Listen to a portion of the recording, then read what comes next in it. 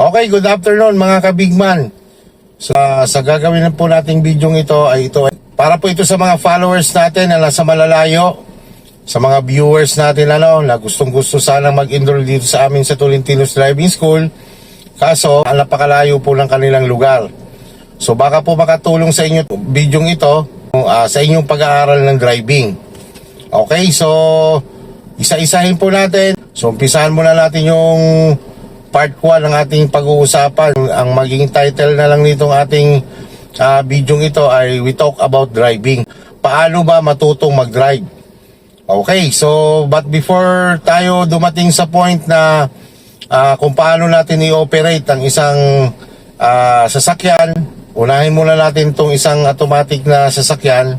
Bago po tayo dumating point ng familiarization, ay paalalahanan ko lang po ang lahat, sa lahat ng mga nag-aaral or mag-aaral pa lang, dapat po ay unang-una po nating ihanda ay ating sarili, no? Dapat handa po ang sarili natin. Dapat po ay kaya nating gampanan ang pagiging disiplinado o disiplinadang driver. Dapat po ay kapag nag-aaral tayo ng driving, hindi po tayo puyat, hindi po tayo stress. Sa madalit sabi po, dapat mentally and physically fit po tayo. Okay, syempre, dapat may sasakyan na tayo. No, yun yung mga dapat ihahanda natin. And then, yung mga dokumento na dapat nating hawak pag nag-aaral tayo ng driving. Like student permit. And then, make sure na kung halimbawa po ay mag-aaral kayo sa sariling sasakyan, siguraduhin nyo lang na makakasama nyo ay may driver's license din. Siyempre, kailangan may code po siya na pang 4 wheels. Baka mamaya, ang kasama naman ninyo, may lisensya nga, kaso ang code naman ay pang motor lang or tricycle. Bawal po yon, ano?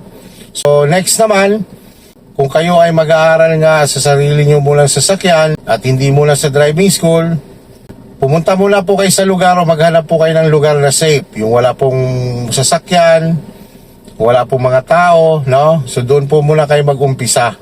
Yun po yung ating magiging advice sa inyo. So doon muna ninyo gagawin sa hindi mataong lugar or walang mga sasakyan. So next yung gagawin, kapag nandun na kayo sa point na yon, nandun na kayo sa lugar, ay ang susunod nyo pong gagawin, syempre ipamilyar nyo po muna yung sasakyan na imamaneho nyo. So mag-start muna kayo sa familiarization. Ulitin ko, dapat po kayo ay interesado at dapat po malakas ang loob nyo kung mag-aaral po kayo ng driving. Abangan nyo po ang next natin video para naman doon kung paano natin i-operate ang isang sasakyan na automatic transmission. See you po!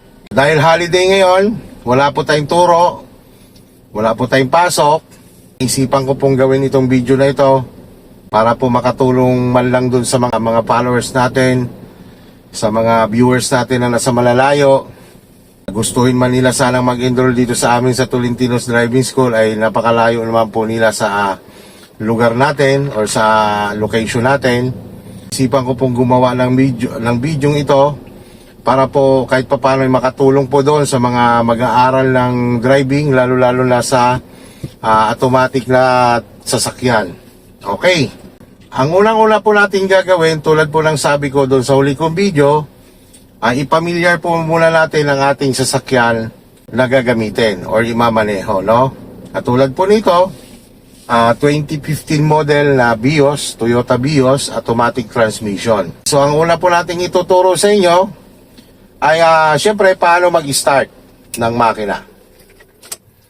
Po ay K-type, no? Meron po mga bagong modelo ngayon na mga push start, no?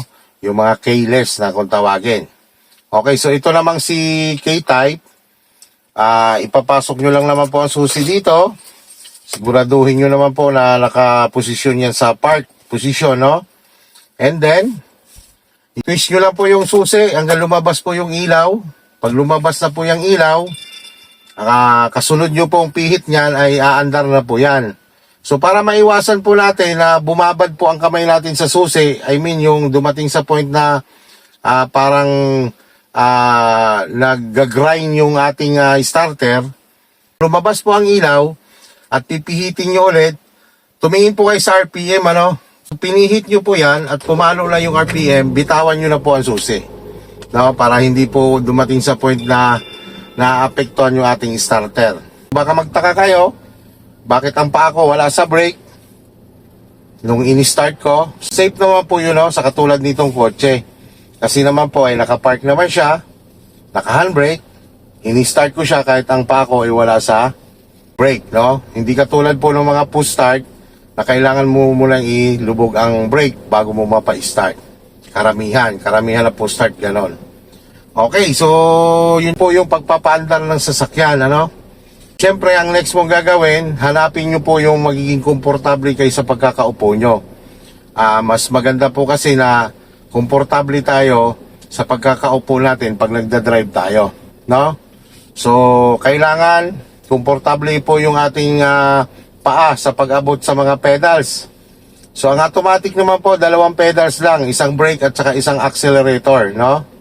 So, tandaan natin lagi, na nagamit lamang natin dito na paa ay yung right foot lang. Yung left foot, hindi po pwedeng makialam or gamitin sa mga pedals. Yung right position ng paa natin, na dapat, more on, nakaharap siya sa brake. Tapos pagdadalhin nyo po siya sa gas, ay ganito lang, no? Parang ginagalong-galon nyo lang, no? Okay. Halambawang hindi po kayo komportable, ang upuan po ay na-adjust, no? Na-adjust yan. Dito sa baba, may bakal yan, hilain nyo lang.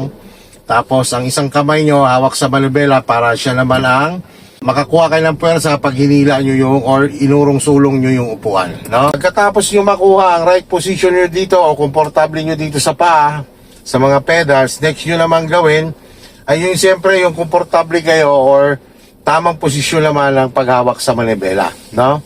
Basta ang mahalaga po dito, hindi yung nakaganon kayo, hindi naman nakaganito. So, it's about 90 degrees, no? Ang layo nyo sa manibela. Okay? So, minsan may mga talagang may maliliit, hindi natin maiwasan na sobrang lalapit sila sa manibela. Wala ko tayong magagawa doon. Basta kung saan sila komportable, ay di doon sila, no? Basta ang mahalaga po, dapat pagkaupo po natin sa driver side, komportable po tayo. Nahanap nyo na po yung tamang distansya, tamang posisyon nyo dito sa pagkakaupo. Wag nyo pong kakalimutan ang mag-seatbelt. Ano po? Yan. Hindi lang po kayo, kung may mga kasama po kayo, ay palalahanan nyo rin pong mag-seatbelt. Ang nag-aaral ng driving po, hindi agad takbo, no? Hindi po pwede yung ganon. Dapat familiarization. Dapat po ay atin munang kabisaduhin yung mga switches in control. Next, siyempre, yung komportable naman natin sa pagtingin sa ating mga side mirror, no? So, dapat tamang adjustment. Komportable ang pagtingin natin dyan kasi napaka-importante ho niyang mga side mirror na yan. Yan po ang mga katulong ng ating mga mata. Kapag po tayo titingin sa likod, titingin sa ating tagiliran. Dapat, it's about 10% yung nakikita sa gilid ng sasakyan. Nakikita mo yung dalawang handle ng pinto. And then, mas more on, malaki ang nakikita mo sa labas. Okay? Pati itong rear mirror, no? So, tulad ng lagi nating itinuturo, na hindi lahat ng pagkakataon na iaasa natin sa side mirror. I-consider natin palagi yung sinasabi nating blind spot situation. So, gagawin natin palagi, regular po natin gagawin na yung paglingon, yung sinasabi nating head check, ano? Yung paglingon sa paligid, paglingon kaliwat kanan. No? Lalo-lalo na kapag marami na tayong kasabay, nagjo-join tayo sa mga intersection. Okay? So, dapat ang isang driver, alerto na makapag-decide tayo ng mas mabilis. Next nyo naman pong gagawin ay huwag kalimutan ang mag-lock ng door. No? Alamin kung paano mag-signal. Nasa left side, ang lever handle. Ito, no? Lever handle ng pagsisignal. Pag pinitik mo yung pababa, signal pa kaliwa, signal pa kanan, pataas. Okay, so the same time, dito din natin na-open yung mga ilaw ng ating sasakyan. No? Itong sa lever handle na ito. Tandaan natin, ulitin ko, ang lever handle na nandito sa kaliwa, ang magagawa po natin dyan, ang pagsisignal at ang pag-open ng ilaw ng ating mga sasakyan. And then next, ito namang lever handle na nasa kanan, ang gamit naman ito ay para ma-operate natin yung ating wiper. O, kapag po halimbawang magwa-wiper kayo, na ganito, dry yung inyong salamin, make sure na lalagyan nyo po muna siya ng tubig, no? Para para hindi po madaling masira ang goma ng yung rubber na inyong wiper. In the same time, baka mabuhangin, magasgas yung inyong windshield. So ganito lang po ang paglagay ng tubig. Hilain nyo lang yan papuntang manibela, lalabas na po yung tubig. The more na ginagalon nyo po yan, lalabas po ang tubig niyan. Basta regular nyo rin pong chinecheck na lagi po yang may tubig, na may joy. Ganun po ang ginagawa ko dyan, no? Nilalagyan ko ng tubig at joy. Ngayon, pwede nyo rin siyang pitikin papuntang taas. Yan, magwa-wiper din siya. And then, kapag umambon, pitik lang pababa, ambon. Yun yung may interval. Isa pa, ulan. Isa pa, yung sobrang lakas na ng ulan. Ano? Okay, so kapag halimbawa sobrang lakas na ng ulan, kung hindi na kaya ng vision nyo, hindi na kayo nakakakita sa kalsada ng more than 100 meters, ay dapat pumunta muna kayo sa safe na lugar para magpalipas ng ulan or malakas na ulan. Next naman natin, syempre, dapat alam natin itong nasa dashboard, kung ano yung mga yan, ano. Itong nasa kaliwa, ito yung tinatawag nating RPM, revolution per minute, no? Inapakan natin or diniinan natin ang ating accelerator pedal, tataas din po yan, no? Diyan natin makikita kapag galit na ang ating makina, no? Siyempre, kapag po lumagpas na ng 2,000, 3,000, galit na ang makina natin yan. At the same time, kung tumatakbo tayo, sobrang bilis na natin dyan. Dito naman sa gitna, ito naman yung speedometer. Okay, so tandaan natin, ang ating maximum speed sa expressway ay 100. Maximum speed natin sa national road natin ay 80 km per hour. So mayroon tayong mga minimum 20, 40, no? At may minimum 60 din tayo dyan sa expressway. Okay, so dito naman, ito namang speedometer, dyan natin marirecognize kapag po ay mag-overspeed na tayo. So dapat nagiging aware din po tayo dyan. Hindi po tayo dapat more or nakikiramdam lang sa bilis natin. Dapat tumitingin din po tayo dyan, no? Para po makontrol natin ang bilis natin. Lalo-lalo na kapag dumadaan po tayo sa mga kalsadang may speed limit. Ito namang nasa right natin, ito naman yung fuel gauge. Sasakyan naman, nag-iiba yan, lalo na pag mga digital, ano? So, isa pa pala sa i-advise ko, na kapag po kayo ay magdadrive ng isang sasakyan, dapat nababasa nyo rin yung manual book ng sasakyan na idadrive nyo para malaman nyo kung anong feature ng sasakyan na dinadrive nyo.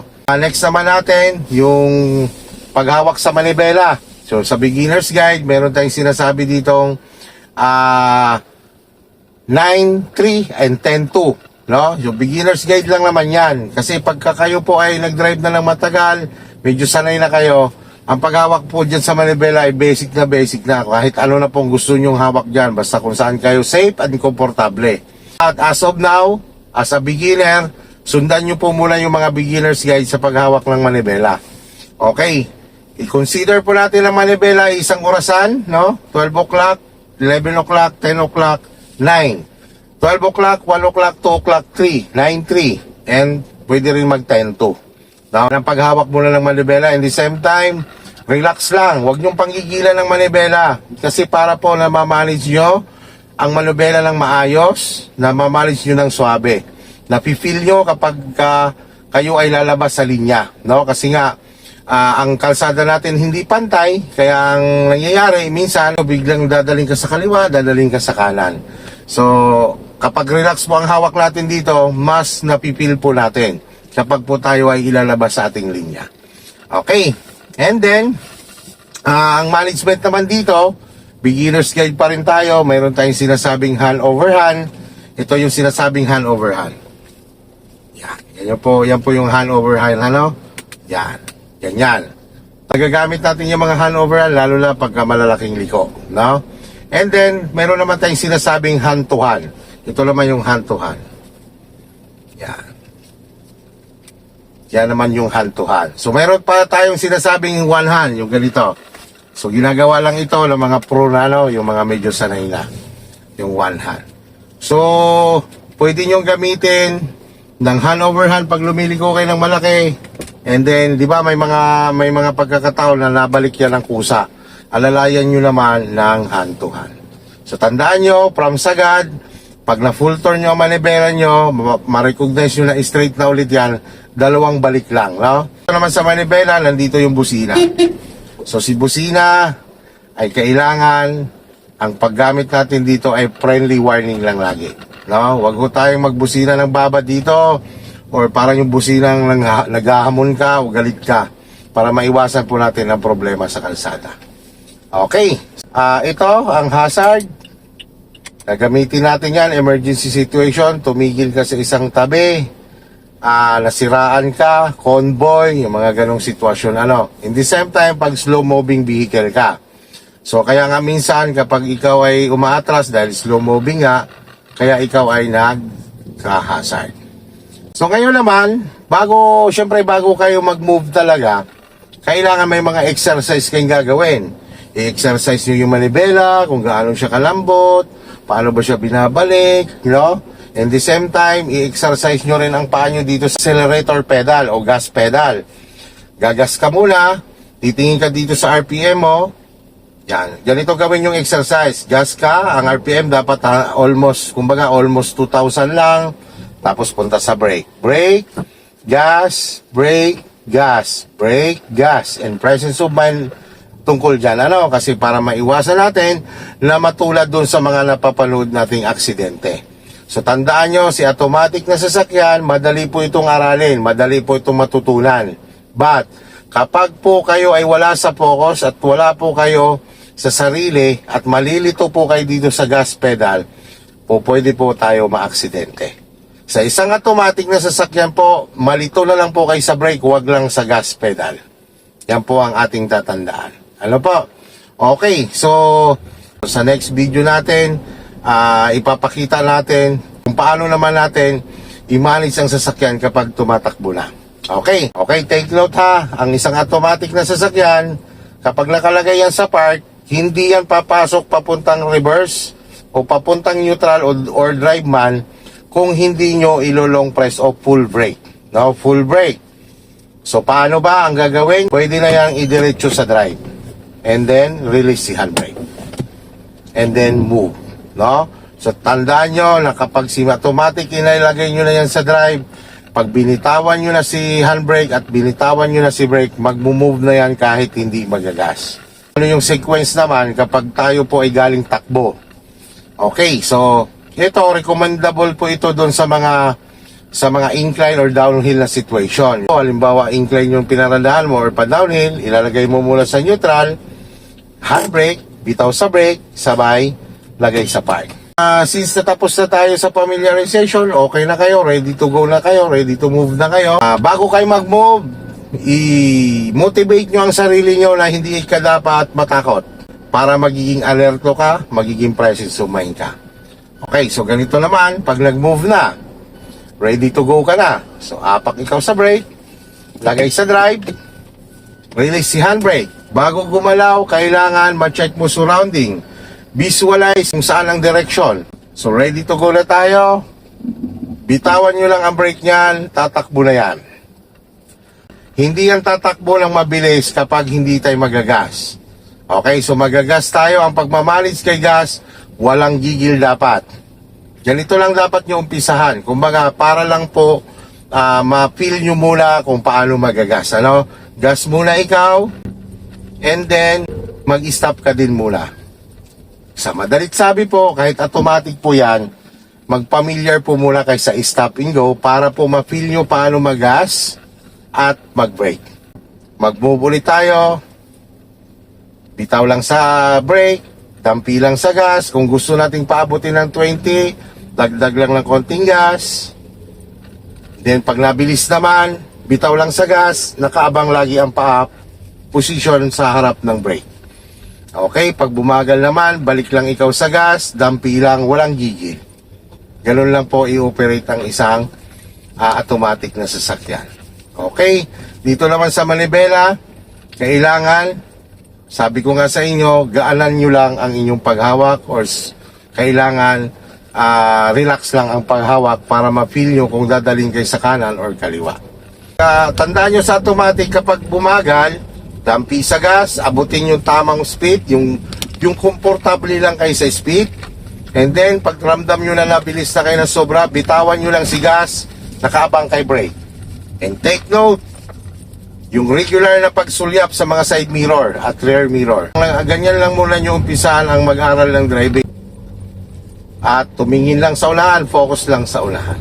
Dagdagan ng speed, just up lang. Pag naramdaman nyo na sobra na, bitawan lang si gas. At ang pag-apa kay brake, hindi din po siya bigla-bigla. Kailangan, dampi lang, gradual lang, dahan-dahan hanggang ikaw ay magiging smooth landing. Ang una nyo pong gagawin kapag mag-stop kayo, bitawan nyo na si gas, patong na sa brake. Pag hindi mo siya naginagasan, bumagal na siya. Hanggang dampian nyo na brake hanggang maging smooth landing kayo. So yun o, sa next video po natin, ipapakita naman natin sa inyo yung paano magliko. Okay, maraming salamat po. See you sa next video. Ingat po kayo, drive safe and ride safe always everyone.